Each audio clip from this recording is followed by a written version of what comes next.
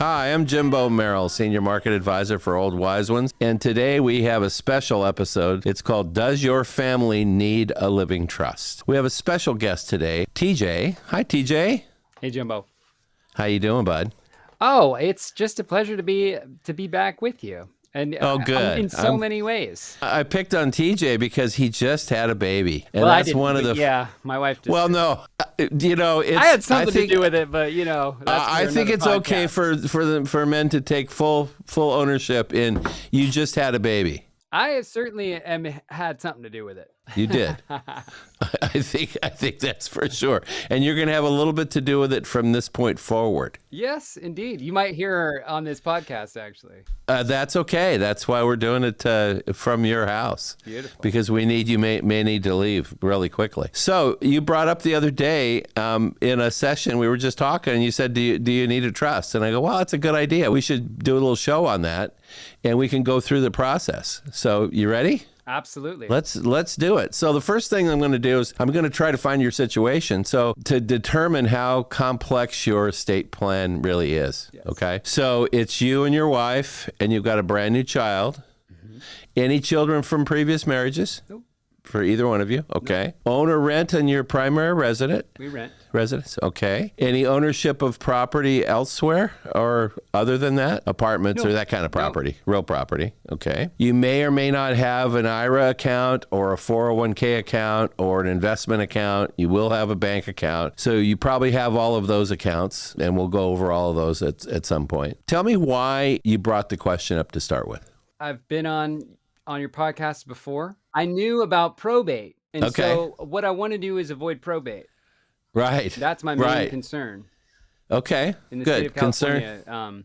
Maybe you can tell me a little bit about what probate actually is. Yeah, we'll go through a little bit of that because I want everybody to understand why you do estate plan documents, and we'll just get right into that. So the state already has laws on the books. So if somebody dies, unexpectedly and doesn't have an estate plan or anything, they got to figure out what to do with the money. So they already have laws in place. So for example, you and your wife, if you died without anything and you had some money and all this is what would happen with your money. The state would come in. The money would not go to Sadie. It would go to your living parents. Now, the question is, would it be divided up between two sets of parents or what? So there is laws already in place. So what you want to do with your estate plan is direct your documents to where you want the money to go. The easiest way to know about all this stuff is you want to control your assets when you're alive. And then what an estate plan does is puts the control positions in place after you're not here anymore. So that's what we're all about, is trying to control. So that's what the state laws are about. And when you do an estate plan, it supersedes any of the state laws. So those only go into place if there is no estate plan in place. No will, no trust, none of that. So let's just get into the documents themselves, and then that'll probably help flesh it all out. So there's a trust, there's a declaration of trust, there's a will, there is a healthcare directive, or some people call it a living will, and there's power of attorney for asset management. Those are typically the core documents in an estate plan. So let's start with the first one, a will. Everybody pretty much knows. Do you know what a will is? What do you think a will does? Yeah, upon my death, so-and-so gets so-and-so. Yeah, okay. Yeah. That's a simplified version. And in that will, you would say, and if I have a child, so-and-so would be named my guardian. That is in that will document. That goes in the will, too. That's in the will. That's where it sits. It's in a living will. So the guardianship. It's actually part of the healthcare directive. Healthcare directive, living will, that's where the guardianship sits. A will itself directs the estate as to who's going to be in control of the estate after death. That's called the executor. So your wife's name is Laura, right? Yes. Okay, so you and Laura are doing your estate plan to start with. So you guys are the actual control people. You can write your estate plan, and you can change your estate plan as long as you're alive. You're the owners of it. So we're the executors? No, you're the owners of the trust. Okay. You're going to name an executor. That's a different position. Got it. Only the owners of the trust can change the documents. These are all revocable documents until one party dies. Got it. And I'll go a side straight just for a second to have you understand this. If you had a child from a previous marriage and Laura had a child from a previous marriage and you have a new child together, you would then say, okay, we want We want all of our money to be divided amongst 3 children. Okay, fast forward 20 years from now, you're having an affair, and then you get hit by a car on the way home, and you're gone. And now Laura says, wow, he was having an affair. I want to give all the money. I just want to give it to my kid and my previous kid because he's been a bad boy. Yeah. She can't do that. Once you die, your side of the trust becomes irrevocable. Got it. And that's to protect you. Once you decide this is where you want your money to go, even if you die, it's still going to go there. Same thing in reverse. Now, that's what a trust does in a more complex, mixed family. Thank God you don't have that, so it's a much simpler issue. You don't need to deal with it. You just have one child, and both of you want to give all your money. I'm assuming to your one child. Yeah, but if we want to have another child, do we just put that in there, our children? Even though there's not one that yes, we write it so it's plural and it's Big. issue. It's not names and it's not anything you have to do. So you can go on and have another child. You can have 2 children. You can have 3 more children. You don't even have to change your trust. It probably makes sense to change it, but you wouldn't need to if it's written right the first time. Yeah. So a lot of this is about language. It's all about language. Okay. It's all about language, and it's all about the language in the state of California. The language in state of New York, the language in state of Nevada are different. So your estate plan documents are all directed by the state that you are residents of. Got it. That's an important point to note. Okay, so let's talk about the will a little bit. So the executor of the will is the person who is basically pulling the levers and saying, I'm in charge. So what happens in a death, the executor needs to send out a notice to all the creditors of you and your wife saying, okay, guys, anybody owed any money? Got to send me the money. I'm the guy that's in charge of the money now. Send me the bill. Send me whatever we owe you. We'll settle up. So they become the kind of the control point of it. It's an important position to assign. It's to somebody that you trust with money. Mm-hmm. Now, I say that carefully because when we get to healthcare, the healthcare directive agent is not necessarily in charge of the money. They would be somebody that would be more comfortable with medical and that kind of type of decisions. Absolutely. So when you and Laura are deciding on who your executor could be, oftentimes it's an older brother, an older sister, it's a parent when you guys are young like this. Now, if you have a trust, there's a position there called the successor trustee. Oftentimes it's the same person as the executor in the will because that also is the same type of decision making. It's about money. For example, I recently changed my trust documents because my brother was my executor, and my brother was my, or Jan and my trustee if we passed, and he would be in charge of everything. My kids now are 34 and 32, and they're capable. It's oftentimes about this time where people change their early assignments to their kids because then they can see their kids are capable, they know what's going on, and yeah, this would be better for healthcare, that would be better for this or whatever. You're not going to name your Sadie as your key positions at this point because a little young at this point. At this point, she's the beneficiary, right? Is that the word? She is. She's the sole beneficiary of the trust. If you and your wife want to give her all the money. So, for example, who would, off the top of your head, would you and your wife pick to be executor or co-trust? Her sister. Her sister. Okay. Yeah. Great. And her name is? Sarah. Sarah. Okay. So Sarah's going to be in charge when all hell breaks loose. Now, this doesn't happen when one party dies and the other party's still alive. Nothing happens. Right. It just, you're in charge of the money. If she passes away, you're still in charge of the money. If you pass away, she's in charge of the money. The trust documents only go into place, go really into an effect when both of you are gone. Now, let's move on from the will to healthcare directives. This is, or living wills. People call them both the same name. Essentially does the same thing. It controls your healthcare decisions while you're alive. You and Laura are in a bad auto accident and you can't talk and you're in the hospital. You've named somebody in this healthcare directive to come down to the hospital to talk to the medical staff and make key decisions about your healthcare for you. Now, oftentimes what you should have in your wallet once you do a healthcare directive or a living will is a little emergency card that says healthcare directive, name of the person, phone number of the person, basic prescriptions that you're taking, blood type, basic information, because the doctors in an emergency room are trained to go through your pockets to find out if you have a healthcare directive on you. So it's really a good thing to do is put a little card in your wallet. So your healthcare directive would be somebody that might need to come down to the hospital quickly. So your trustee or your executor could be out of state even. I wouldn't recommend your healthcare directive person to be out of state because they need to be coming quicker. So who would come to mind for you for healthcare directive for you? Probably Sarah. Same. Because it's her sister, in-law, or my sister-in-law. She's trusted. She's in the family. And, she would be basically Sadie's mother, moving forward. Yeah. Would she be the guardian too? Yeah. If you named a guardian, you'd be naming her the guardian? She just had her first child, so they're going to be like cousins. And instant. Okay. So it's an automatic, it's an easy fit to say this is the person to guardianship. Now that guardianship is an interesting issue because a lot of people say, well, geez, that's a big task. I don't know if I really want to ask somebody to do that. And the way I respond to that is if Sarah asked you to do that for her, what would your Laura's answer be? Would be, Absolutely. Of course we would. That takes the pressure off asking the other direction. Yeah. Right? It's kind of like moving.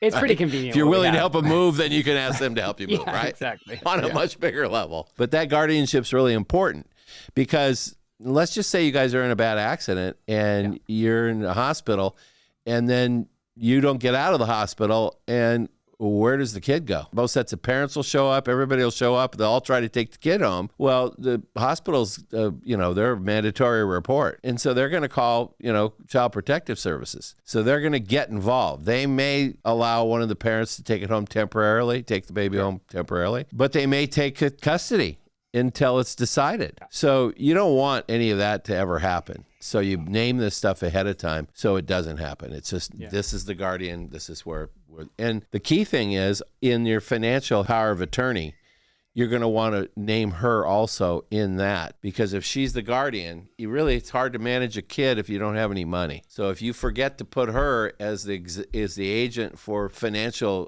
power of attorney, she has no money. She's got the kid, but no money. How would you handle giving her a stipend versus her just taking over the account? You know what I'm saying? How would you handle that? Well, because she's going to need money to well, she's going to need money, but Sadie's going to need money, left over. Exactly. So when Sarah is she's your agent for financial power of attorney. So if something happens to you temporarily, TJ, you're assigning Laura that position. So she's still in charge of the money. If something happens to her, she names you as the primary agent for that. But both of you would name a secondary agent if both of you can't do it, and then that's where Sarah would come in. So if she's got the power of attorney for asset management, she's in control of all of the assets. You have to trust because it's very difficult. You probably could write it in a way to have it in an annuity and money comes out on a regular basis to her. And you could get hyper controlling about that and put it in your assets. So if you're worried at all about her getting a big lump sum of money, you can design it by buying insurance products, annuity products and stuff that would get her a stream of money instead. But I would probably question the assignment of the person in the role if you want to go to that level you gotta trust to control it. That's the point, right? Gotcha. And if you're not here anymore anyway, where should your money go other than to your daughter? Now, and obviously you're trusting her to not have her buy a motorcycle when she's 12, right? That would be wild to see a 12-year-old on a motorcycle. Kind of see it all the time now with these middle schoolers on these electric bikes. It's like, wait a minute, I didn't think they could do that. Anyway. No helmet. No helmet, no nothing. Yeah. So in a typical estate plan document, you're going to have a trust, a will. You're going to have a trust for both of you. You're going to have a will for each of you. You're going to have a healthcare directive for each of you. And you're going to have a financial power of attorney for each of you. So that's how many documents need to be done. Okay. What was that? 7? You guys are in a situation where you do not need a trust yet. You don't have a mixed family. You don't have real property that's going to go through probate. There's a simplified probate for up to, I believe it's $175,000. So if your estate's worth less than $175,000, it skips probate, skips it completely. It's a simplified probate. It goes right through. So you really don't need the trust at this point. But you're saying there's a trigger at $175K that moves into that? Or real property. So the minute you buy a house, sure, you're going to need to run out and get a trust done. And I'm trying to save you money, because the bottom line is, if you go to an attorney nowadays, you're probably talking $2,500 to $3,500 for these documents. So if you put my financial management hat on, if you've got $2,500 now and you invest it and then spend a few $100s for your estate plan, that present value of that $2,500 is a lot of money. And if you don't need to spend it right now, don't. So you don't really need a trust. You need a will. And it's not a pour-over will. It's a last will and testament. Now, the difference is, when you have a trust, the will is worded a little differently. It's called a pour-over, P-O-U-R, pour-over. It pours the assets over from the will to the trust. If you don't have that, you don't need to pour it over. So you're going to have a will for each of you, and then you have a healthcare directive, and you've already named your healthcare directive people. You've already named your guardianship. Then you go to your asset management for power of attorney for asset management. You've already named that person. We've already named all the people that need to be named in your estate plan.